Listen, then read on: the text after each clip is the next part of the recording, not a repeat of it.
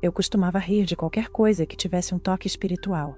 Se alguém falasse sobre Deus, eu revirava os olhos. Orar parecia ser apenas um ato de esperança. E eu fazia piadas sarcásticas sempre que o assunto surgia. Às vezes até me esforçava para provocar os amigos se eles mencionassem qualquer coisa sobre fé ou milagres. Naquele momento, parecia inofensivo. Apenas uma brincadeira que eu achava que eles se esqueceriam. Mas, ao olhar para trás, percebo que havia uma arrogância oculta na minha risada. Uma recusa em considerar que algo maior do que eu poderia existir. Estava convencido de que tinha tudo sob controle. A vida era sobre perseguir o sucesso, alcançar metas e nunca olhar para trás. Em uma tarde ensolarada, essa certeza arrogante começou a se desmoronar. Lembro-me do dia tão claramente como se estivesse gravado na minha mente por uma luz brilhante. O ar estava quente, o céu era de um azul perfeito, e eu me sentia invencível sob aquele sol radiante. Tinha um grande projeto em mente, algo que me renderia muito reconhecimento no trabalho. A ambição de carreira era meu motor. Eu estava faminto para subir na hierarquia e provar que não precisaria da ajuda de ninguém, especialmente não a de Deus. Toda aquela conversa sobre poderes superiores parecia um conto de fadas distante para mim.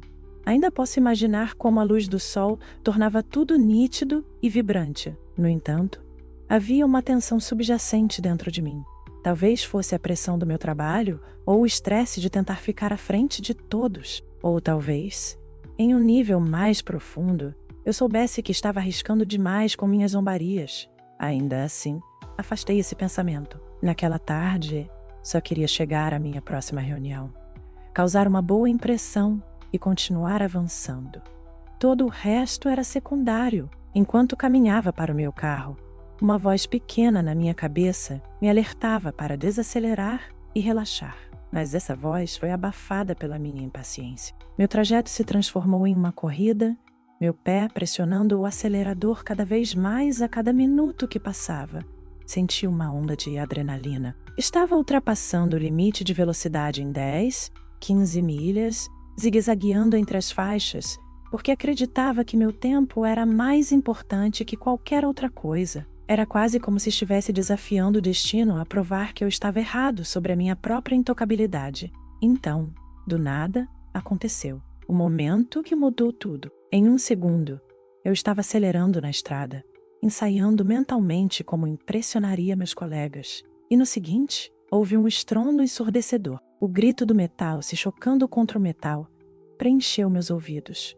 O vidro se estilhaçou ao meu redor em uma explosão ensurdecedora. Parecia que o mundo havia se despedaçado em um instante.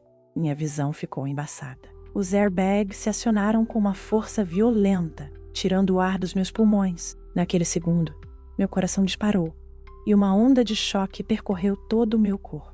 O pânico tomou conta dos meus pensamentos. Como isso poderia estar acontecendo? Eu deveria estar no controle de tudo. Eu tinha tudo sob controle, mas agora esse controle havia desaparecido. Meu carro girou, os pneus chiando, e tudo o que eu podia fazer era me preparar para o impacto final. Meu coração batia forte nos meus ouvidos, e o tempo parecia desacelerar de tal forma que eu conseguia sentir cada batida. Então, tão rápido quanto começou, a escuridão se aproximou. Eu me senti leve, quase como se tivesse sido desconectado do meu corpo. Todo o barulho desapareceu, e eu escorreguei para um vazio silencioso. Não sei quanto tempo fiquei à deriva ali. Podiam ter sido segundos, ou poderia ter sido uma eternidade. De qualquer forma, foi o suficiente para que meus pensamentos acelerados se acalmassem, para que tudo que eu sempre acreditara, ou recusara acreditar, ficasse pendurado em um estranho limbo. Então, algo inesperado se agitou naquela escuridão. Um sutil movimento que só consigo descrever como sendo puxado por uma força invisível. Eu me entreguei a isso. Não porque não tinha medo, mas porque não havia mais luta em mim. Tudo parecia surreal, como se estivesse me observando à distância. Quando abri os olhos, não estava mais no meu carro. Eu estava em um lugar onde uma luz brilhante me cercava. Era um brilho que envolvia tudo, que parecia ao mesmo tempo confortável e intenso, como se eu estivesse em meio aos quentes raios do sol, mas sem me queimar. Demorei um momento para perceber que não estava sonhando. De fato, Me sentia mais acordado do que nunca. Olhei ao redor, e o que vi não fazia sentido em termos terrestres. O ar tinha uma suavidade, quase um leve cintilar, e as cores eram impossivelmente vívidas. Lembro de olhar para baixo e perceber que não tinha um corpo como sempre conheci. Eu era mais como uma consciência, uma presença consciente. E naquele momento, o medo surgiu em mim porque reconheci o quão estranho isso era. No entanto, havia também uma estranha familiaridade, como se lá no fundo eu sempre soubesse que este lugar existia. Então notei figuras, seres na verdade, que pareciam ser formadas de luz. Eles emanavam algo parecido com amor ou compaixão, mas havia também uma gravidade em sua presença. Minha mente se apressava em tentar fazer sentido sobre eles. Eram anjos, espíritos. Eu não tinha um ponto de referência. Tudo que eu sabia era que eles pareciam profundamente reais. Um deles deu um passo à frente e percebi uma voz que não era tanto ouvida com os meus ouvidos, mas sentida em todo o meu ser. As palavras eram simples e devastadoras. Você zombou do que não entendia. Ouvir isso foi como ser atingido por um raio. Eu me senti exposto, como se todas as minhas piadas e zombarias do passado estivessem à mostra, inegáveis e cruas. Instantaneamente, memórias lampejaram diante de mim. Vi momentos em que zombava da fé de alguém, revirando os olhos para sua devoção. Ouvi minha própria voz transbordando sarcasmo quando o assunto oração surgia. Vi a dor nos rostos das pessoas que eu estava orgulhoso demais para notar. Cada recordação bateu na minha consciência, uma após a outra, e eu não conseguia desviar o olhar. Uma profunda vergonha nasceu dentro de mim. Queria discutir, dizer que nunca tive a intenção de causar mal, mas a verdade era inegável. Eu desrespeitei algo sagrado, não apenas com minhas palavras, mas com a recusa total do meu coração em considerar outra realidade. Essa presença, esse ser, me fez sentir o peso dessas decisões. Não se tratava de condenação, mas de clareza. Nesse espaço, as mentiras não tinham lugar e as desculpas não tinham poder. Finalmente vi como meu sarcasmo havia minado a esperança das pessoas, semeado dúvida e, às vezes, até as fez questionar suas próprias crenças. A luz ao meu redor então mudou e eu comecei a ver cenas como um filme panorâmico. Elas mostravam minha vida em detalhes vívidos, momentos em que desprezei a religião, vezes em que menosprezei outros por confiarem em algo que eu considerava tolo. Vi amigos que confiaram em mim sobre seus sonhos ou sua fé, e me vi destruindo-os casualmente com uma piada ou um sorriso sarcástico. Foi brutal testemunhar como comentários levianos podiam marcar o espírito de alguém. Senti cada dor como se fosse agora, embora fosse algo que eu mesmo fiz no passado. Em algum momento, minha mente ecoou uma pergunta: é isso a minha punição? A resposta não foi uma palavra falada, mas eu senti que havia uma resposta. Não se tratava de retribuição da maneira como eu entendia a punição.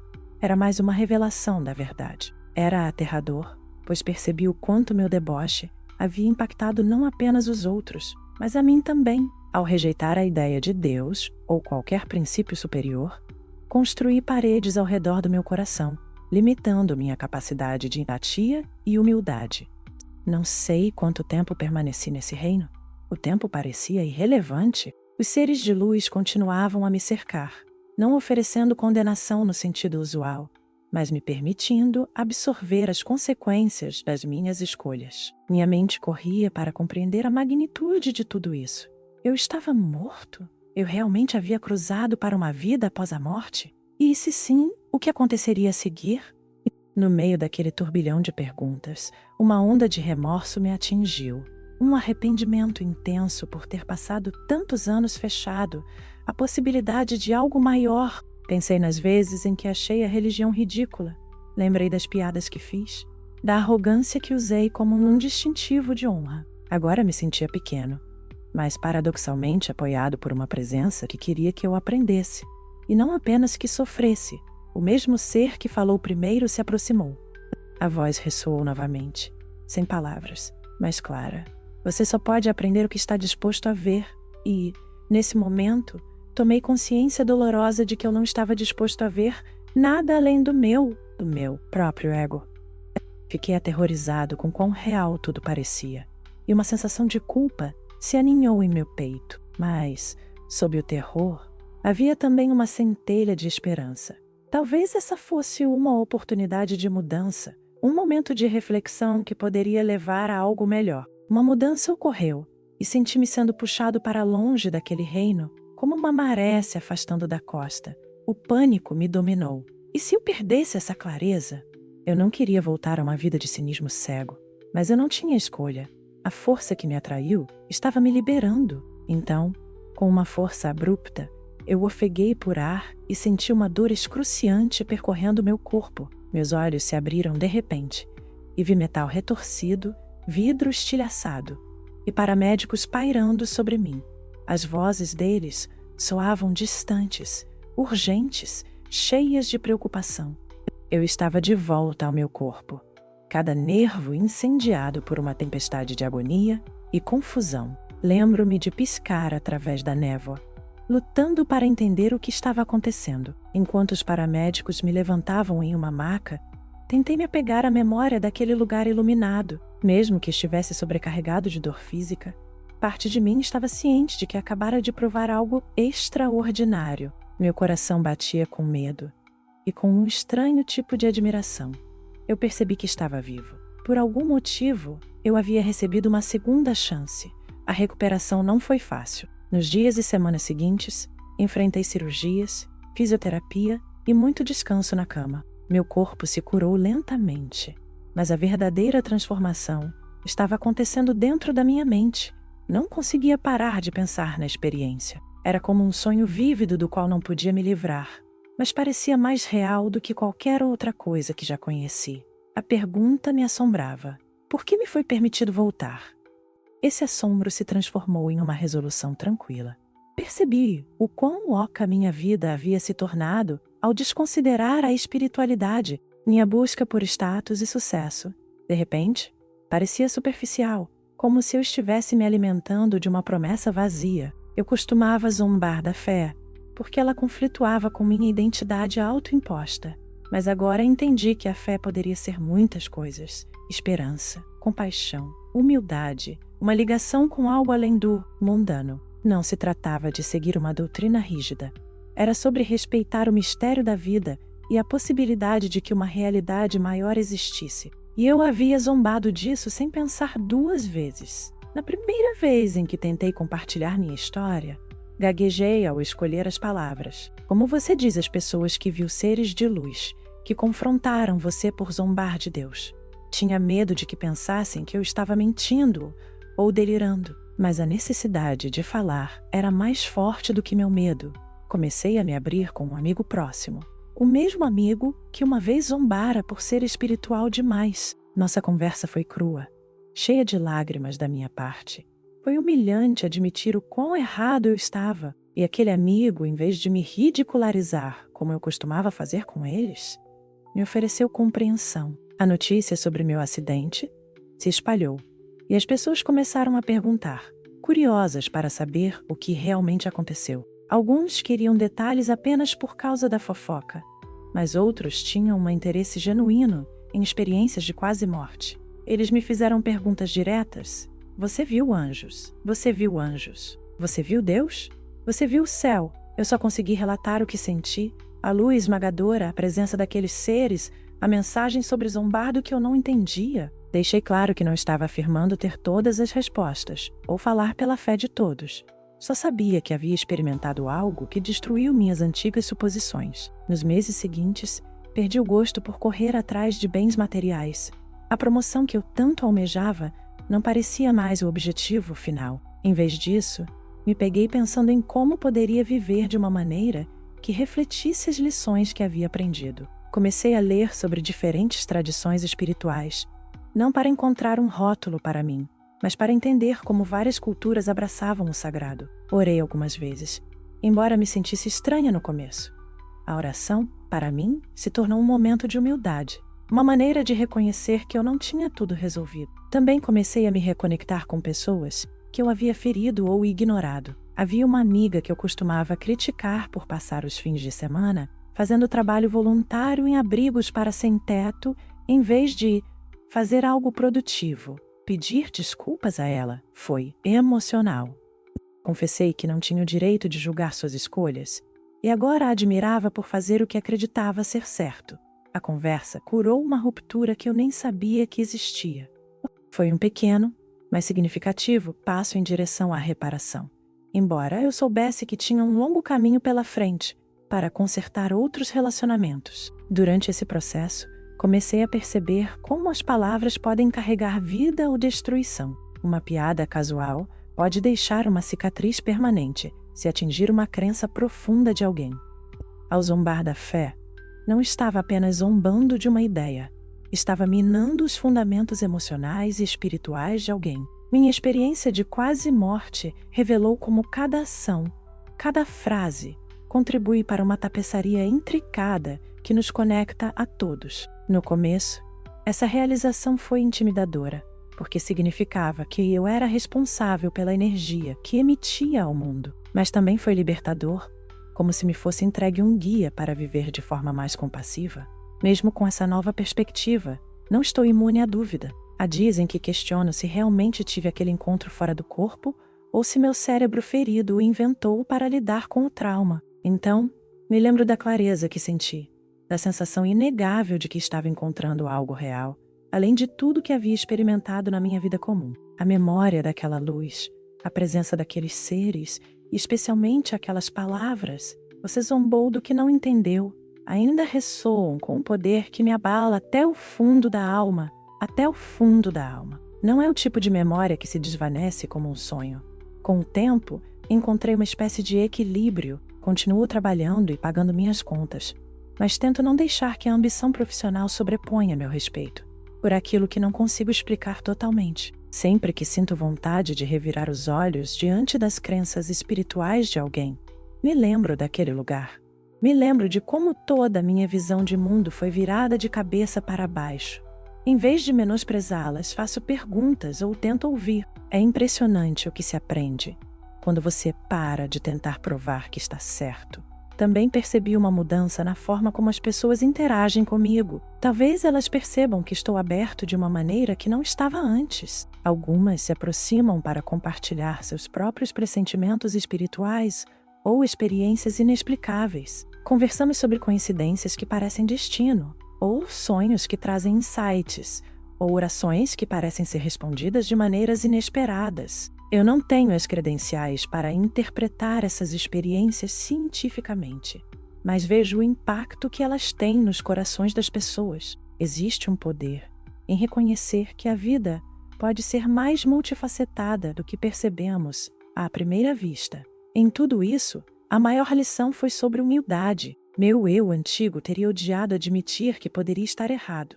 Eu me orgulhava de ser uma pensadora racional, sem rodeios, mas a racionalidade por si só não leva em conta a sensação de encontrar outro reino que desafia explicações ordinárias. Não captura a profunda sensação de admiração que veio ao ver toda a minha vida, desde a minha arrogância até os meus menores atos de bondade, exposta como se tudo tivesse importância.